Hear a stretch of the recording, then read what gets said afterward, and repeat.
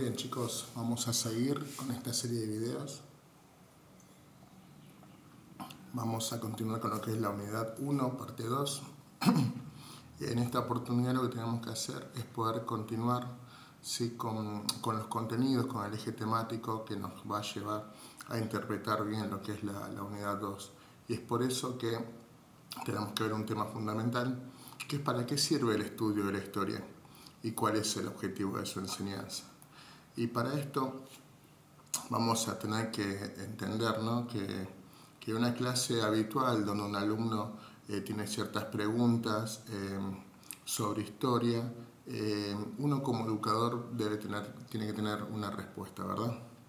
El tema es que esta respuesta tiene que ver con un fundamento científico, ¿sí?, una fundamentación desde lo social, generando una libre interpretación, ¿sí?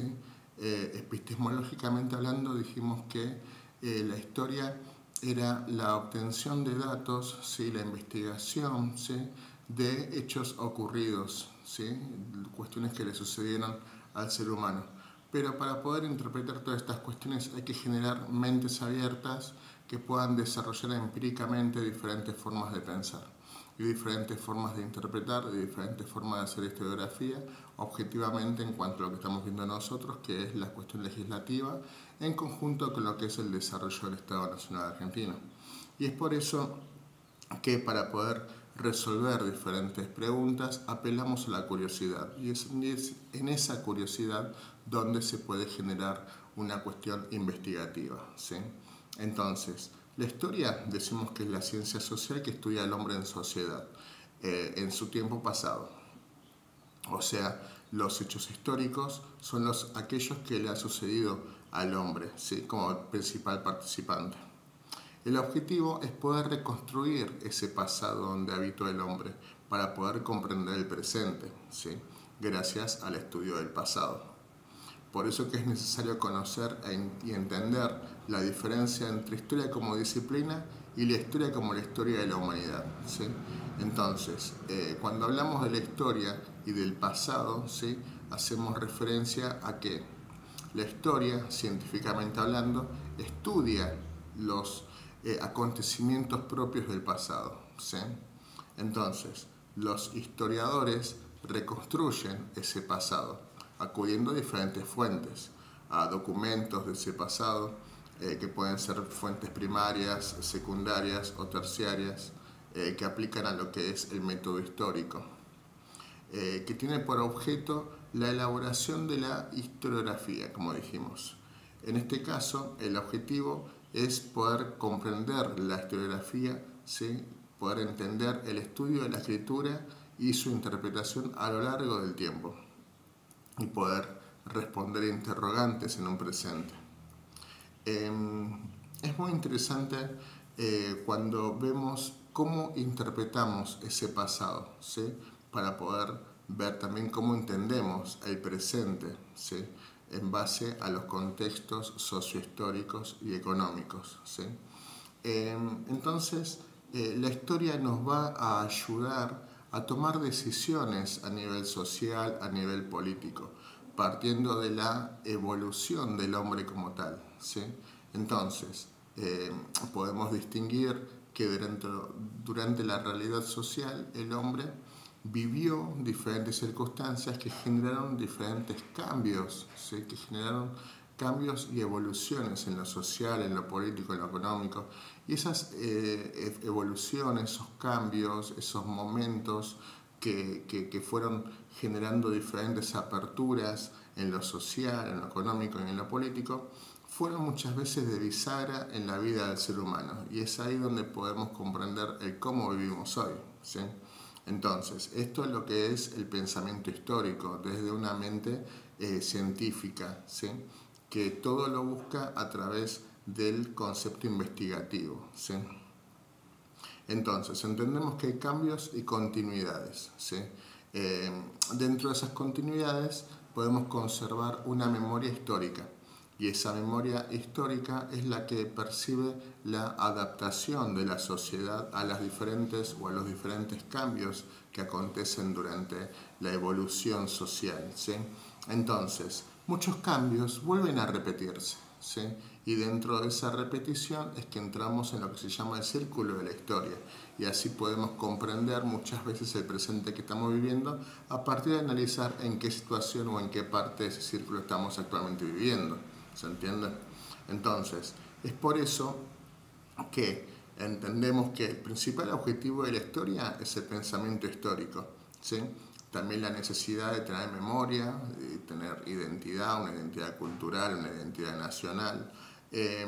Entonces, como objetivo principal es poder también entender cómo aprender y cómo enseñar la historia, ¿no?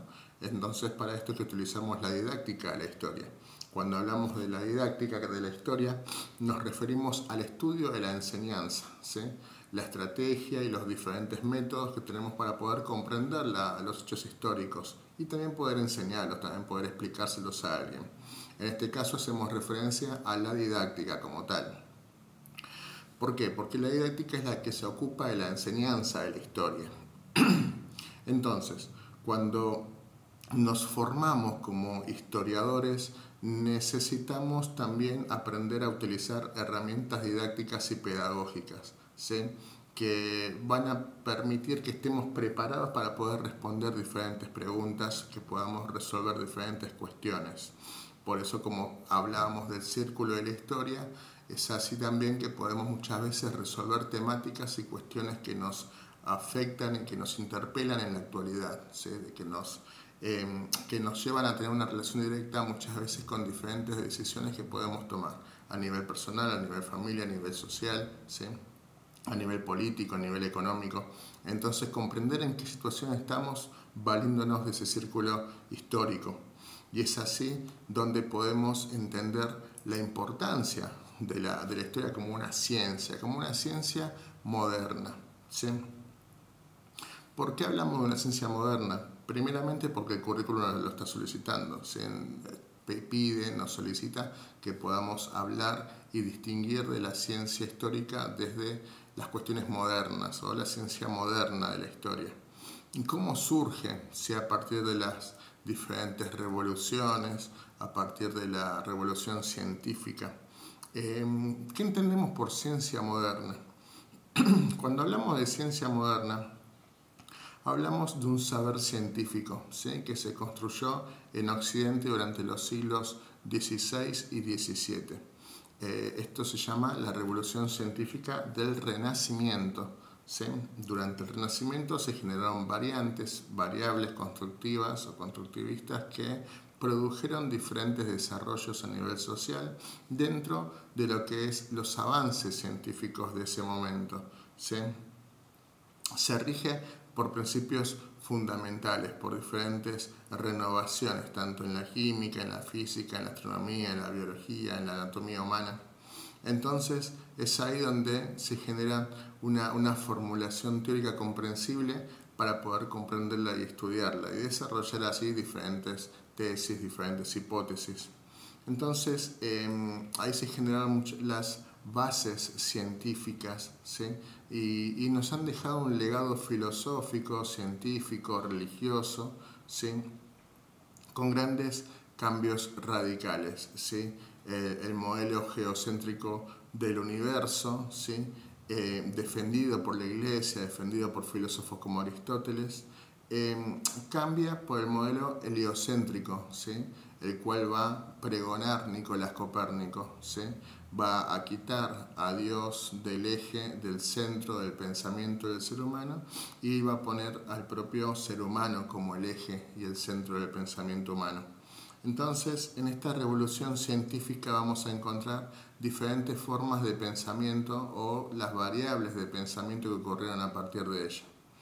Entonces, como punto de inicio, entendemos que la ciencia va a cambiar y va a producir un método científico para poder comprender empíricamente las diferentes cuestiones que uno analiza. Hay un filósofo también llamado René Descartes que en el siglo XVII va a generar un método de investigación que lo va a separar de los métodos tradicionales, ¿sí? Que tenían que ver con la fe. En este caso va a tener relación directa con el razonamiento, ¿sí? Con lo que es el humanismo. Es así que van a hacer lo que es el empirismo, ¿sí? Todo lo que es empírico. La valoración de experiencias perceptibles y reproducibles como modelo de conocimiento y el razonamiento en el mundo real, ¿sí? En lo cuántico, en lo que uno puede observar, ¿sí? Es por eso que va a dar paso a lo que es la experimentación, como paso lógico dentro de todo pensamiento y evolución científica, ¿sí? Produciendo una cuestión experimental en un ambiente determinado, ¿sí? Basado en diferentes fenómenos específicos, como sea en este caso cuando hablamos objetivamente de las cuestiones legislativas, un grupo social, cómo afronta o cómo percibe o cómo resuelve diferentes cuestiones legales. Eso es una experimentación, ¿sí? Entonces, esta experimentación que se involucra con las diferentes creencias, la cultura, las costumbres y demás, son aquellas que nos van a permitir empíricamente poder comprender qué es lo que sucede en una sociedad al momento de balancearla o al momento de administrarla a partir de diferentes cuestiones legales o legislativas. Entonces, también se va a generar cuestiones que tienen que ver con la matemática, ¿sí? En aquel entonces va a haber un personaje muy importante llamado Galileo Galilei, que va a ser una parte fundamental de esta revolución científica al momento de medir los fenómenos existentes a partir de la matemática, ¿sí? Luego la ciencia moderna se va a institucionalizar, ¿sí? Se va a producir cuestiones que tienen que ver con la filosofía y la literatura a partir de lo que es la ciencia moderna. Y es por eso que esto nos va a llevar a poder hablar sobre el método histórico. El método o la metodología histórica tiene que ver con un conjunto de técnicas, métodos y procedimientos usados por los historiadores. Vamos a poder investigar el pasado, ¿sí? Vamos a poder reescribir muchas veces la historia, vamos a poder recurrir a esas fuentes primarias y secundarias que dijimos, ¿sí? Cuando hablamos de una fuente primaria, básicamente hablamos quizás de un texto original, una epístola o una carta. Cuando hablamos ya de secundaria, porque ya ha pasado por una serie de interpretaciones a partir de diferentes personas que han escrito y han hecho hipótesis o han narrado sobre ellas y han puesto su propia firma, su propio pensamiento sobre la fuente primaria.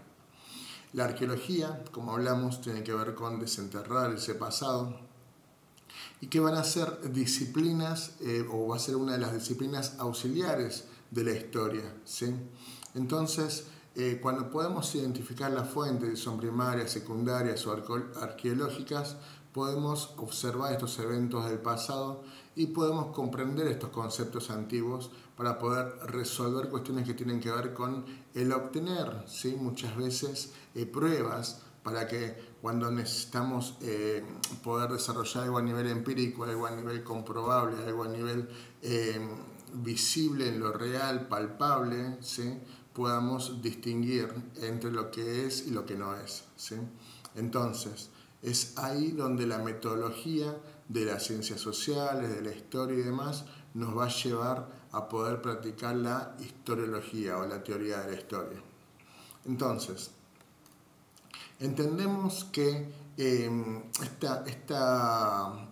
la divulgación de la historia es muy importante, ¿sí? Es muy importante que se divulgue la historia, pero también es muy importante que sea interpretada, ¿sí? La historia, ¿sí? Entonces, para poder interpretar la historia, lo que tenemos que hacer es poder tener una mente científica que pueda ser avalada, ¿sí? Por las cuestiones que tienen que ver con la era en que uno vive, donde muchas veces la interpretación histórica no le es necesaria o no le es interesante.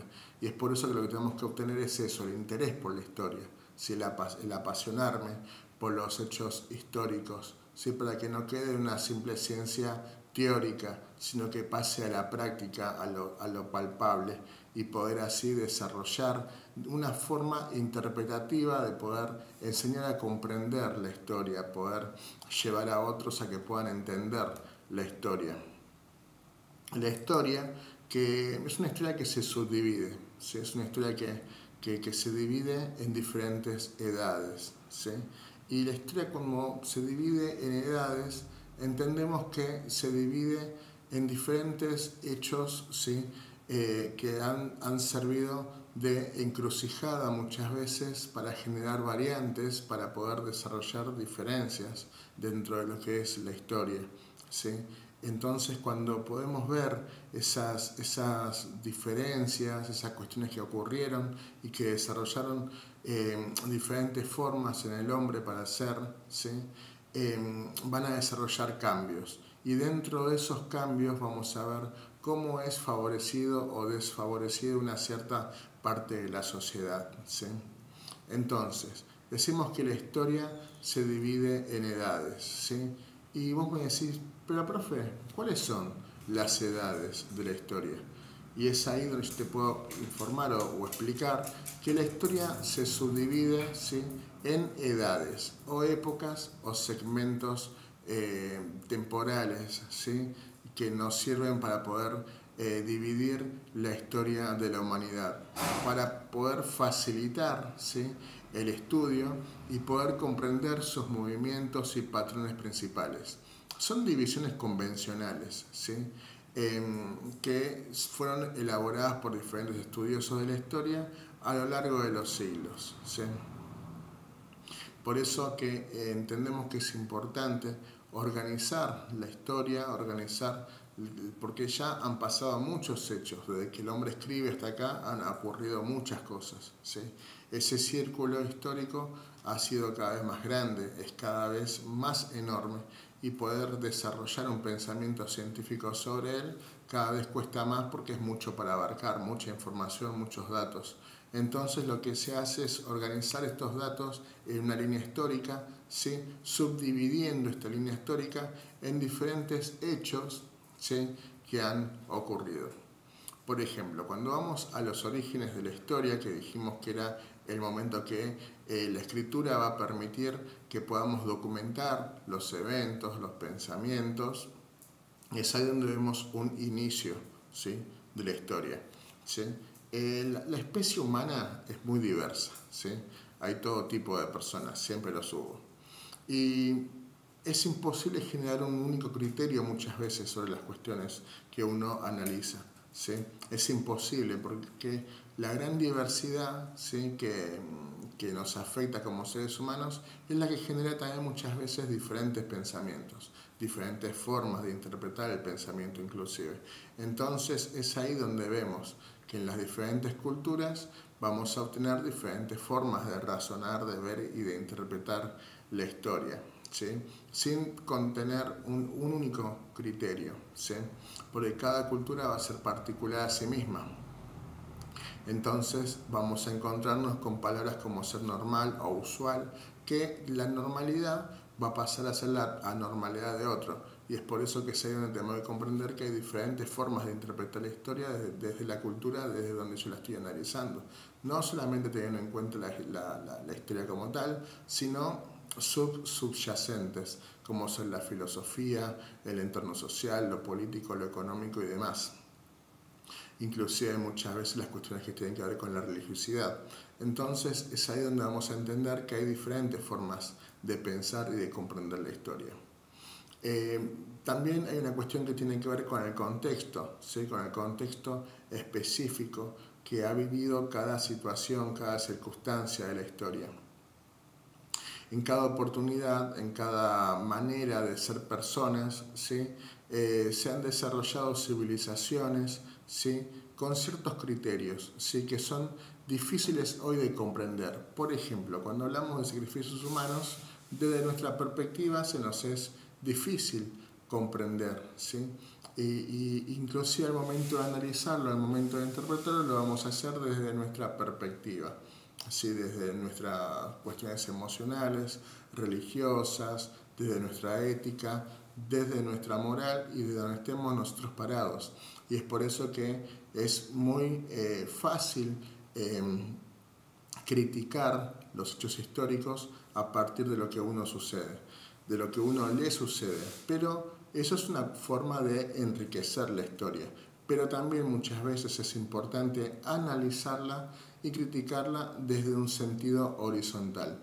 O sea, desde un sentido que no intervenga mi pensamiento por sobre ella, sino poder comprenderla según cómo es y según el contexto de dónde proviene esa historia, y no de dónde yo voy a buscar esa historia, ¿se entiende?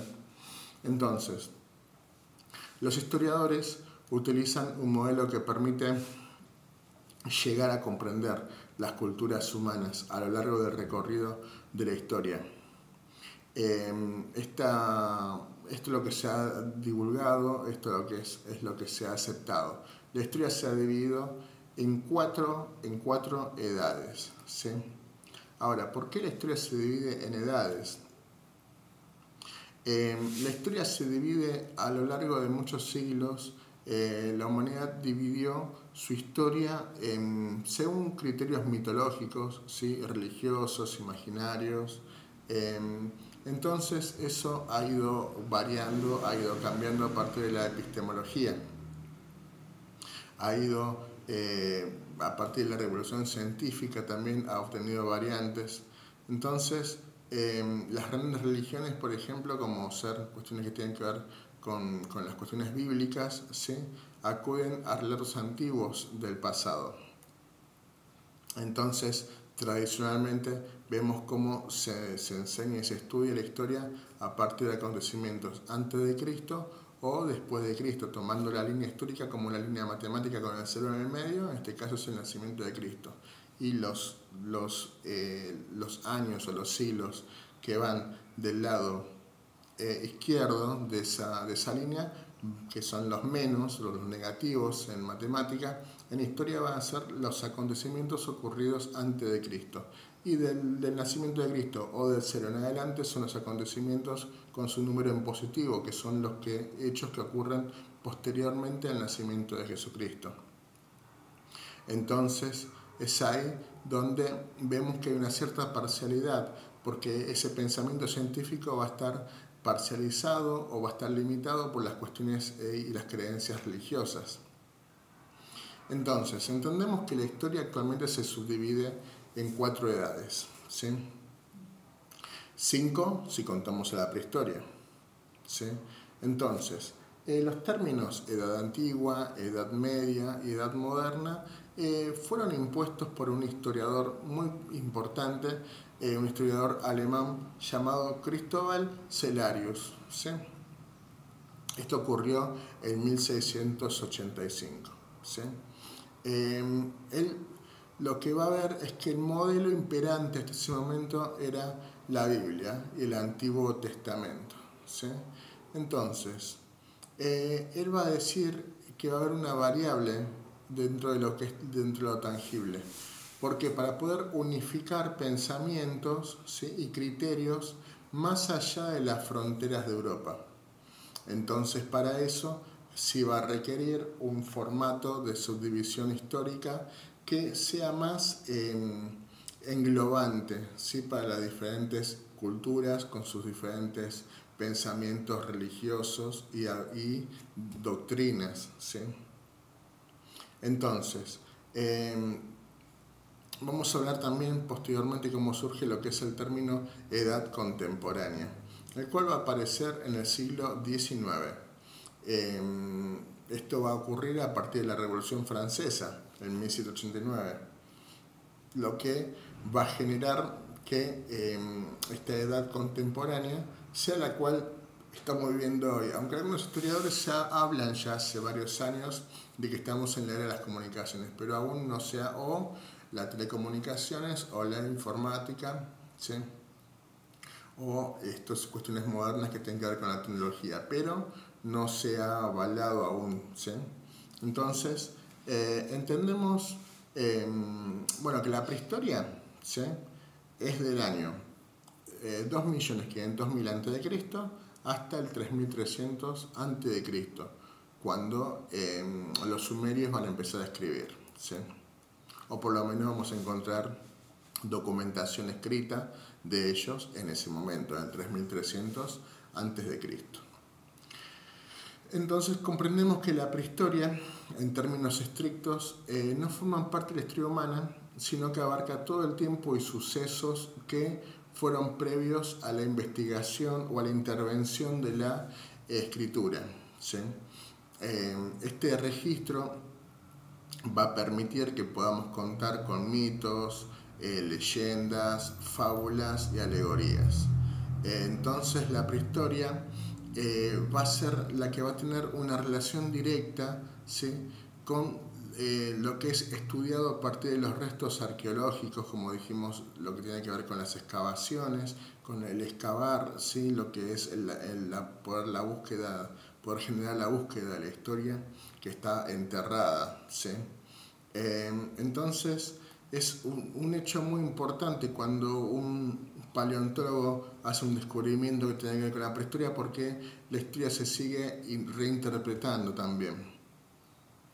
Por ejemplo, cuando hablamos de la evolución humana, hablamos de los primeros homínidos, ¿sí?, nuestros antecesores evolutivos, de acuerdo a la teoría darwiniana, que explica que hace 10 millones de años surge o triunfa el Homo sapiens sobre el resto de las criaturas, ¿sí?, sobre el resto de las especies, ¿sí?, y se va a expandir por todo el mundo.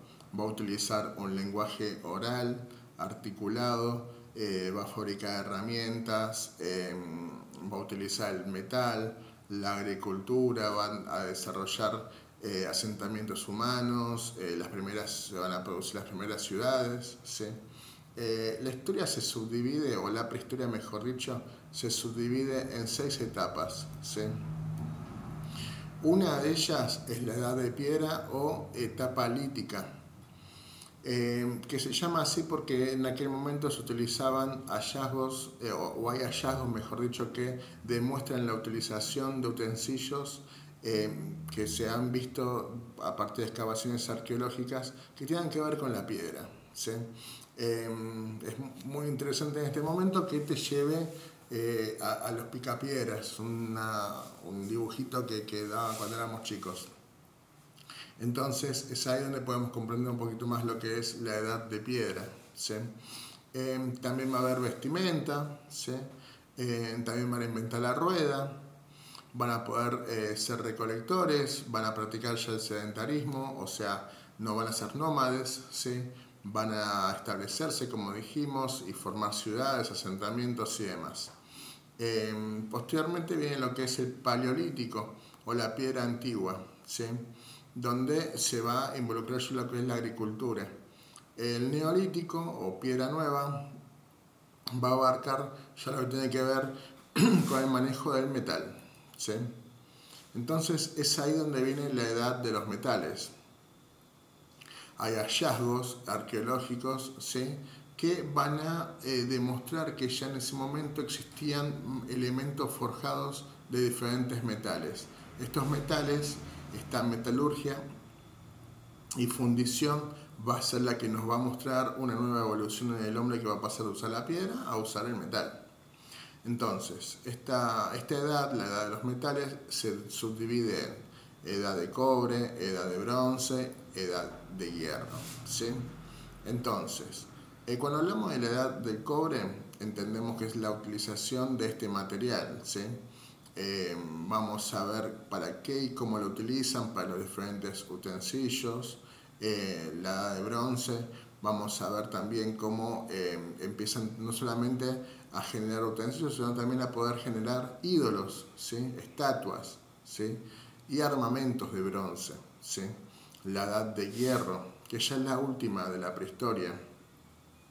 Esta edad de hierro va a ser la que vamos a ver al hombre utilizando diferentes aleaciones, ¿sí? Los seres humanos van a conocer el hierro, ¿sí?, y lo van a poder empezar a utilizar para sus diferentes usos y costumbres y cuestiones de cada época. Decimos que la Edad Antigua, ¿sí? Nace en el 3300 a.C. con la escritura y termina en el 476 después de Cristo.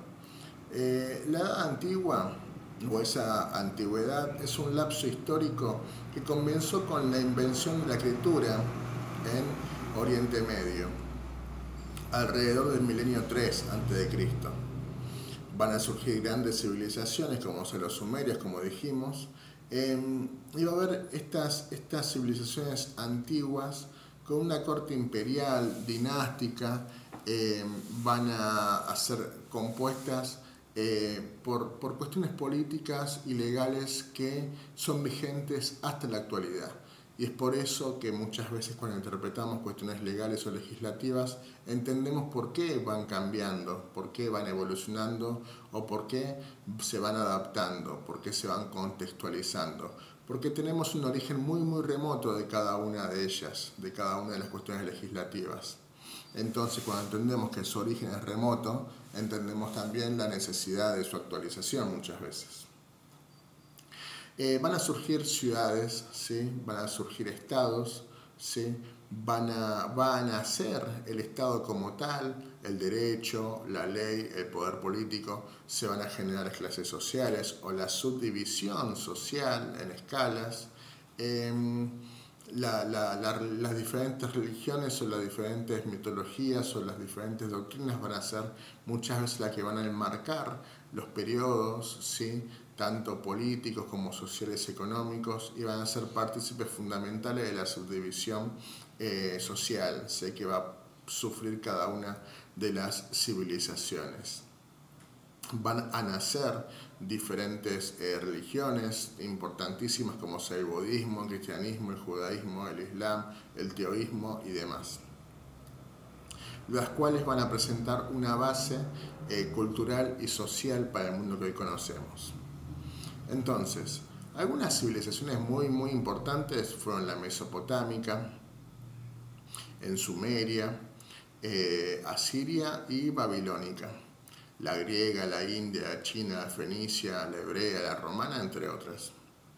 Dentro de estos múltiples estados que se fundaron, va a haber un estado muy importante que va a ser el Imperio Romano, ¿sí?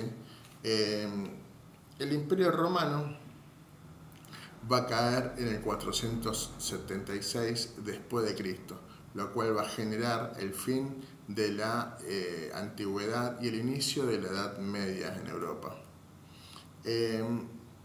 La antigüedad, ¿sí? Se subdivide en dos etapas.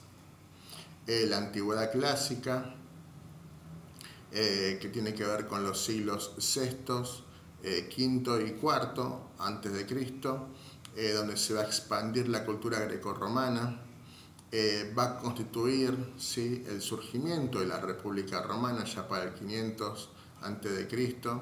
y su posterior transformación en imperio ya para lo que es el año 27 a.C. Y cuando se produce esa transformación a lo que es un imperio, esa forma de Estado que se conoce va a ir sufriendo diferentes cambios a nivel político, social y económico. Entonces, la antigüedad tardía, la que se inicia en los siglos III y II a.C., va a ser una etapa de decadencia del Imperio Romano, ¿sí? Va a haber diferentes guerras internas, ¿sí? Guerras civiles, ¿sí? Sabemos que ellos practicaban el esclavismo, ¿sí? De los territorios que ellos conquistaban, obtenían esclavos, los cuales los utilizaban de las formas más aberrantes. Una de ellas eran para ser utilizados en el circo romano para pelearse entre sí como guerreros, ¿sí? Entonces vamos a ver el levantamiento de Espartaco, este guerrero, este luchador que va a tener que defenderse y defender a un grupo de esclavos en contra de Roma. También se van a producir las invasiones germánicas, ¿sí? Y también se va a ver lo que es la expansión del cristianismo, ¿sí? Después, lo que es la Edad Media. Eso es lo que viene posteriormente. Ya para el año 476 después de Cristo hasta el 1492. La Edad Media o el Medioevo es la etapa que sigue a lo que es la Edad Antigua. Si sabemos que en el 476 cae Roma, ¿sí?, en manos de los bárbaros, ¿sí? Y una vez que Roma cae, surge lo que es la Edad Media. La Edad Media o el Medioevo entendemos que refleja la historia de la civilización occidental, o sea, Europa y sus regiones aledañas. Una vez que cae el Imperio Romano de Occidente en el 476 después de Cristo, se extiende durante casi 1000 años hasta el descubrimiento de América o la invasión americana, como se lee y se estudia hoy. O bien la caída del Imperio Bizantino, el Imperio Romano de Oriente, ante las tropas otomanas en 1453. Originalmente la Edad Media, ¿sí?, va a ser un pasillo oscuro entre las civilizaciones de la Antigüedad clásica y el Renacimiento, ¿sí?, permitiéndose lo que es la Edad Moderna, ¿sí? El Medioevo es como un lapso oscuro, se dice. ¿Por qué? Porque hay un conocimiento nulo de producciones artísticas o filosóficas en ese entonces, ¿sí? Va a producirse la extensión del cristianismo como tal y va a producir ciertos fanatismos religiosos, ¿sí? Entonces se va a producir lo que es la diferencialización entre el modelo feudal y aristocrático, y se va a pasar a entender que en diferentes partes de Europa y del mundo conocido de aquel entonces van a ocurrir diferencializaciones estatales y por lo tanto diferencializaciones legislativas, ¿sí? Va a haber un tipo de gobierno nuevo a partir del cristianismo, que va a ser el papado en Roma.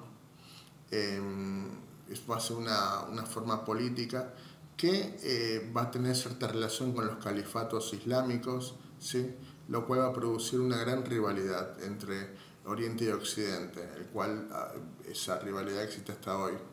Esas rivalidades entre las diferentes religiones y las diferentes culturas van a ser las que van a producir guerras continuas hasta la actualidad.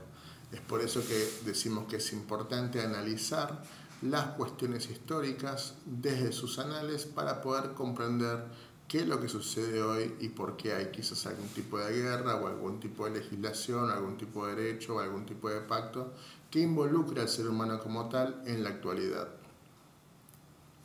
La civilización cristiana y musulmana protagonizaron lo que llamamos un choque de civilizaciones, ¿sí?, lo que generó conquistas, reconquistas, como son las cruzadas, ¿sí?, y que van a generar una ruptura política eterna, ¿sí?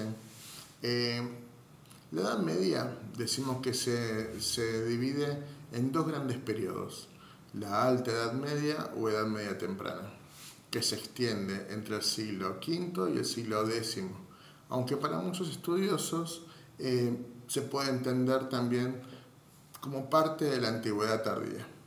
Entonces, también decimos que la Baja Edad Media o Edad Media tardía se extiende entre los siglos XI, ¿sí?, y XV, ¿sí?, y se caracteriza por una cierta plenitud, ¿sí?, entre los siglos XI y los siglos XIII, ¿sí? Entonces es ahí donde vemos que llega lo que es la llamada Edad Moderna. La Edad Moderna, ya para lo que es 1492 a 1789, va a ser constituida primeramente por su inicio, el cual se va a dar a partir del Renacimiento, ¿sí?, de la cultura clásica de Europa, y el inicio de la llamada la Era de la Razón o el Iluminismo o Enciclopedismo, donde se van a sentar las bases del pensamiento científico, combatiendo los valores religiosos y supersticiosos y fanáticos de la Edad Media, ¿sí? La Edad Moderna se entiende como un florecimiento artístico, ¿sí?, y filosófico de Occidente, cuyo punto cumbre es el nacimiento de la ciencia como tal. Además, vemos la separación entre religión y Estado, ¿sí? Lo cual va a poner un punto final al medioevo, ¿sí? Y es donde se va a desarrollar una clase social llamada la burguesía, ¿sí? La cual vamos a poder ir comprendiendo cómo nace y cómo se desarrolla, ¿sí? Aristocráticamente. Entonces, esta nueva clase social, conformada por comerciantes, negociantes, que son los que van a manejar el capital, van a necesitar de ser provistos de más poder y prestigio. Entonces van a desplazar a lo que es la aristocracia y van a generar lo que es la Revolución Francesa en 1789. Y durante esa revolución también va a ocurrir en otra parte del mundo lo que es la independencia de los Estados Unidos. Estados Unidos se va a liberar del Imperio Británico en 1776, ¿sí? Entonces, ambos eventos, tanto la Revolución Francesa en 1789 como la independencia de los Estados Unidos del Imperio Británico en 1776, van a ser puntos de quiebre para lo que es la Edad Moderna, ¿sí? Es donde va a finalizar dicha edad. Durante la Edad Moderna ocurrieron exploraciones, colonización del continente americano. Europa va a colonizar todo lo que es el continente americano y va a ser el inicio de la relación colonial de Europa con el resto del mundo.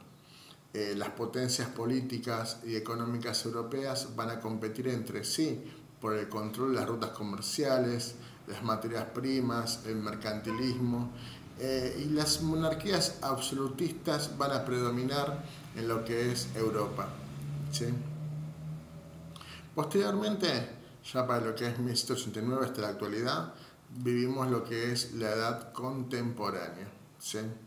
La edad contemporánea es la que nace en 1789 hasta el hoy, ¿sí? Donde ocurrieron cambios sumamente acelerados, repentinos y marcados por la mano de la ciencia y la tecnología. En el siglo XIX, la Ilustración francesa va a promover valores de revolución, ¿sí? Esa revolución francesa donde lo que se busca es generar estados de derecho, legislaciones que tienen que ver con cuestiones democráticas, con diferentes libertades a nivel económico, a nivel social y demás, son los que van a producir esos vientos de revolución que poco a poco van a producir y van a desarrollarse diferentes guerras en muchas latitudes a causa de la búsqueda continua de estas libertades.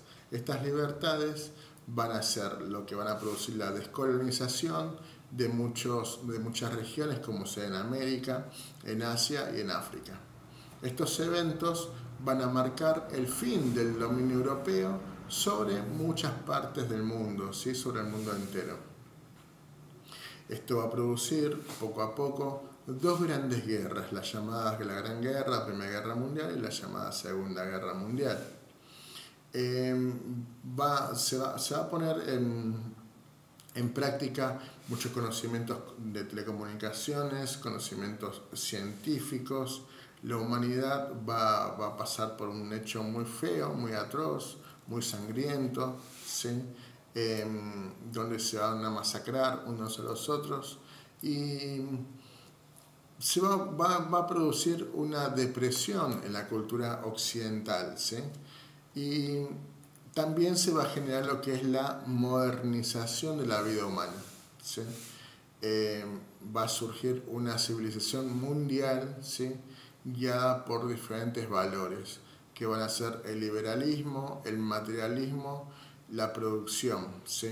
Y lo que va a generar lo que conocemos como sociedad de consumo. Antiguamente los inconvenientes y las diferencializaciones eran entre religiones o civilizaciones, ¿sí? Estas diferencializaciones van a dar a luz, ¿sí? Van a permitir el nacimiento de diferentes ideologías políticas, ¿sí? Las cuales se van a enfrentar, ¿sí? las ideas colectivistas del socialismo o el comunismo y las libertades individuales defendidas por el capitalismo liberal van a chocar, ¿sí? Así como chocó en su momento el catolicismo con el islam o el cristianismo con el islam. Ahora el nuevo choque, la nueva confrontación va a ser entre el comunismo y el capitalismo, ¿sí? Esto va a dar origen a lo que se llama Guerra Fría, ¿sí?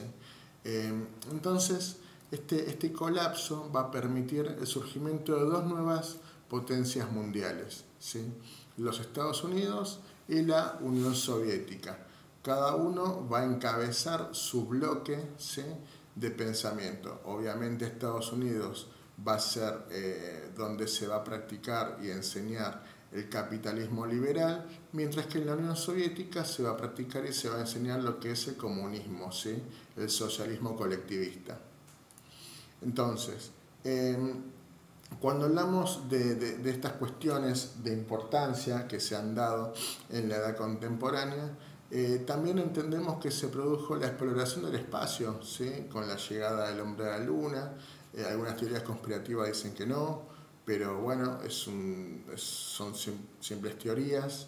Las bombas atómicas, la globalización, la creación de las primeras instituciones internacionales, el holocausto judío, que ocurrió durante la Segunda Guerra Mundial, la invención de pastillas anticonceptivas, la revolución sexual a mediados del siglo XX.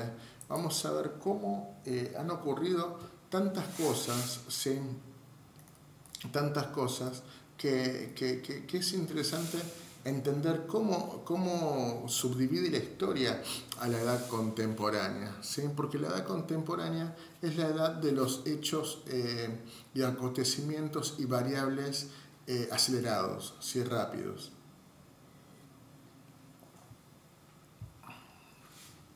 La edad contemporánea, esta edad próxima a la cual estamos viviendo inclusive, entendemos que comienza con la declaración de la independencia de Estados Unidos o la Revolución Francesa de 1789. ¿Sí? Estos eventos sacudieron el orden político y social, ¿sí?, anticipando lo que vendría más adelante, generando una contemporaneidad, ¿sí?, de la burguesía por sobre el antiguo régimen. Cuando hablamos del antiguo régimen hablamos del feudalismo, ¿sí? Hablamos del caballero feudal, hablamos del señor feudal y hablamos de sus vasallos. Ya cuando nos referimos a la burguesía, ya vamos a poder ver lo que es la burguesía comercial, la burguesía terrateniente, ¿sí?, y aquellos que van a pasar a llamarse posteriormente obreros o proletariados, ¿sí?, que van a ser las diferentes formas de cómo el ser humano va a subyugar a otro de acuerdo a diferentes formas, como ser el contrato social del que habla Marx en el comunismo, o las diferentes formas liberales de practicar lo que es el capitalismo.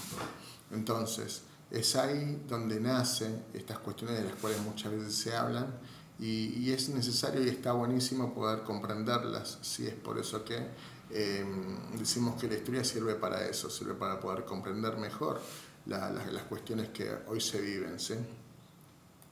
Entonces, se van a producir diferentes valores democráticos y republicanos, ¿sí?, que van a generar diferentes revoluciones, como son la revolución industrial, la revolución del capitalismo, y durante la edad contemporánea se va a producir los totalitarismos, ¿sí?, esas formas de gobierno que van a producir grandes estados, ¿sí? Y estos estados van a nacer a partir de que los monarcas van a requerir una subdivisión política para poder llevar a cabo sus gobiernos en las diferentes regiones por las cuales les toca gobernar, ¿sí?, administrar los tesoros nacionales y demás. Entonces van a hacer lo que es el pensamiento nacional, se van a dar lo que es el nacimiento de los diferentes países y demás, para poder así desarrollar ese pensamiento nacionalista, ese pensamiento estatal, el cual va a requerir normas, y las normas se van a traducir en legislaciones. Estas legislaciones van a nacer a partir de diferentes pactos sociales, de los cuales van a permitir la convivencia del ser humano como tal en sociedad, en esas sociedades que a partir de que el hombre empezó a practicar el sedentarismo, empezó a convivir y empezó a practicar la sociabilización, la comunidad, ¿sí? Y es ahí donde el pensamiento se va a ir desarrollando y va a ir variando hasta como lo conocemos actualmente, y que aún sigue cambiando y aún sigue variando. La edad contemporánea es muy compleja, ¿sí? Es muy compleja. Ocurrieron muchas cuestiones sociopolíticas, diferentes formas de poder, ¿sí? La burguesía va a practicar lo que es la libertad, la igualdad, la fraternidad, la propiedad, el derecho de la propiedad, ¿sí? Las cuestiones republicanas, democráticas, la separación de poderes. Es ahí donde estos unicatos de los que hablábamos van a empezar a tener variantes a nivel político, a nivel forma de ser gobierno. Va a haber lo que se llama igualdad jurídica, ¿sí? Legislaciones que van a favorecer a toda la sociedad. Van a ser lo que es la sociedad de consumo, como dijimos. El campesino, sin Europa, de la Europa medieval, va a pasar a ser el trabajador urbano. Antes de lo que es el siglo XVIII, en Inglaterra, va a ocurrir lo que posteriormente va a ocurrir a mediados del siglo XX también en América. Va a pasar que por cuestiones climáticas y por cuestiones económicas, el campo va a dejar de proveer. Por lo tanto, las personas van a emigrar a las ciudades, las van a poblar y van a desarrollar una suerte de nueva sociedad, ¿sí? Y va a existir lo que es el obrero por un lado y el proletariado por el otro.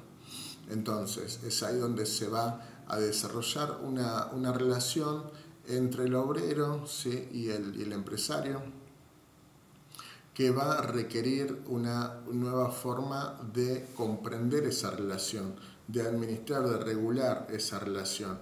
Y es ahí donde van a hacer movimientos como ser el anarquismo que va a alejar lo que es el Estado y la religión de lo que es la forma de hacer política liberal. E inclusive van a hacer también lo que es el sindicalismo, la protección o el protectorado del obrero, ¿sí? Para poder regular las relaciones entre el empresario y el obrero como tal. Y es ahí donde van a haber esos choques, ¿sí?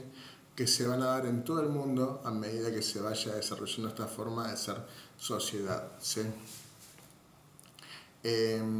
Dijimos también, hablamos de la Guerra Fría, la cual va a tener que ver con esa Unión Soviética, la que va a caer en 1991, pero que mientras tanto va a dejar a diferentes países con su bandera comunista, como ser China, como ser Corea del Norte o como ser Cuba, ¿sí? Mientras que otros países van a practicar lo que es el liberalismo económico, ¿sí? Como ser gran parte de Europa y cierta parte de América. Eso va a ser parte de lo que es la Guerra Fría, ¿sí? Esto va a producir características económicas en el mundo. El capitalismo en cierto punto va a triunfar, ¿sí? Dejando siempre vestigios de irregularidad o de rivalidad entre ambos mundos, ¿sí? El comunismo y el socialismo va a imperar sobre el consumo liberal en la búsqueda de regular esa mano invisible del mercado que es la que pregona el capitalismo, ¿sí? Va a intentar utilizar otros medios, ¿sí? De convivencia económica de igualdad, ¿sí? Entonces vamos a ver cómo van a haber esos cambios, ¿sí? Tanto a nivel económico, cultural, tecnológico, ¿sí? Y vamos a, es importante, ya para ir cerrando, es importante tener en cuenta las ciencias que auxilian a la historia, ¿sí? La historia es una disciplina que, como dijimos, estudia los acontecimientos pasados, ¿sí? Y va a tener ciencias que la van a auxiliar, ¿sí? que le van a prestar auxilio para contribuir a la expansión del conocimiento, ¿sí? Una de ellas va a ser la arqueología, como dijimos, la que se ocupa de desenterrar los restos antiguos, ¿sí? Para poder reconstruir la vida de los pueblos ancestrales, ¿sí? Otro va a ser la geografía, ¿sí? La cual nos va a permitir profundizar en diferentes regiones a partir del contexto geográfico donde se desarrolla la cultura que podemos estar estudiando. Posteriormente, no nos olvidemos de la cartografía, la cual nos permite divisar a partir de mapas, croquis, planos y demás, diferentes formas geográficas de subdivisión, ¿sí? regional. La estratigrafía, la cual es muy importante, la cual se relaciona con la geología, con el estudio del suelo, ¿sí? La historia natural. También es muy importante hablar de la numismática, ¿sí? que es una ciencia auxiliar de la historia, es una de las más antiguas, que es el estudio de las monedas y los billetes y las medallas, ¿sí? Este estudio es el que nos va a permitir comprender muchas veces las culturas, ¿sí? a nivel humano en todo el mundo. La epigrafía, ¿sí? también es una disciplina auxiliar de la historia, la cual nos propone observar hechos materiales de arcilla, granito, piedra, las paredes de las cuevas, donde vemos muchas veces manos o animales dibujados y demás. El derecho, el cual es nuestra ciencia objetiva dentro de este estudio histórico, es cómo se relaciona el derecho con la historia, ¿sí? O sea, es una rama muy importante el estudio histórico de las leyes, los sistemas jurídicos que rigen a la sociedad, ¿sí? Desde siempre, ¿sí? El ser humano ha impuesto justicia de una forma u otra bajo ciertas leyes que conceptualizan a la sociedad, la cual es interpretada de acuerdo a sus delitos, de acuerdo a sus maneras y de acuerdo a cómo tienen que ser penalizados sus hechos, ¿sí? Un claro ejemplo es el derecho romano, ¿sí? El cual es el que se considera vital para entender nuestra forma de legislar, ¿sí? y entender por qué y cómo impartimos justicia en el mundo occidental actual, ¿sí? También está la lingüística, ¿sí? que tiene que ver con la oralidad, con las diferentes formas de escritura y de relacionarse vocalmente, ¿sí? La cronología, la cual nos permite en una línea histórica conformar los diferentes hechos, ¿sí? a partir de lo que es la línea histórica, a partir de las diferentes fechas y demás. También es importante hablar de la demografía, ¿sí? la que se relaciona con la geografía y la sociología. Ella se encarga de determinar el crecimiento y desarrollo de la población desde la estadística, ¿sí? La etnología, ¿sí? también es otra ciencia muy importante que está muy ligada a la antropología. Se encarga de clasificar, describir y averiguar las etnias, ¿sí? esas diferentes, como ser cuando hablamos de tribus, ¿sí? o comunidades, ¿sí? internas de una sociedad, una civilización. La genealogía, ¿sí? la cual nos va a permitir comprender desde el punto familiar, ¿sí? ascendencias, poder verificar líneas dinásticas de sangre, de reyes, de clanes, de familias y demás. La paleografía va a ser la que se va a encargar de estudiar las escrituras antiguas o muchas veces lenguas muertas, ¿sí? La sigilografía, ¿sí? la cual nos va a permitir estudiar los sellos. La bibliografía, ¿sí? es una disciplina auxiliar que se utiliza en todas las ciencias prácticamente, pero en este caso lo que hacemos es valorar aquellos que tienen cierta veracidad en sus escritos, ¿sí? La ecología, para poder comprender los diferentes entornos orgánicos, ¿sí? El arte, ¿sí? el estudio del arte para poder comprender cómo el arte ha generado o ha sido partícipe de las variables históricas. La paleontología, ¿sí? Es el estudio de los restos óseos, o sea, los huesos, fósiles y demás. La economía como tal, la cual nos ayuda y nos interpela a interpretar y comprender las diferentes variables económicas durante los hechos históricos. La heráldica, que analiza las representaciones artísticas en los escudos de armas y en los escudos familiares por apellidos y demás. La diplomática, ¿sí? La cual nos permite comprender pactos y demás que hoy se viven y son lo que trazan muchas veces cuestiones legislativas. La filosofía, la cual nos lleva a comprender los diferentes pensamientos, la inducción, la lógica, la dialéctica. La historiografía es la que nos permite comprender y rever muchas veces la historia y cómo se preserva ella, ¿sí? Y cómo se divulga la historia. Así que bueno, chicos, eso ha sido la primera clase. Entre el video anterior y este hemos completado la hora y media. Hemos completado todo lo que es la unidad 1. Para lo que es la unidad 2, yo les voy a estar enviando también, así como hoy, en 2 o 3 partes el video para que puedan ustedes visualizar, comprender. Yo igual les voy a mandar un Word con varios links que ustedes pueden seguir y poder desarrollar una interpretación y una mirada personal sobre esta temática que hemos estado conversando. Así que bueno, nada, los animo a que puedan seguir adelante, ¿sí? Si hacemos 2 unidades por semana, vamos a llegar a completar, ¿sí? Todas las unidades para antes de que tengan que rendir. Así que bueno, nos estamos viendo. Sigo siendo el profe Leo. Nos vemos. Gracias.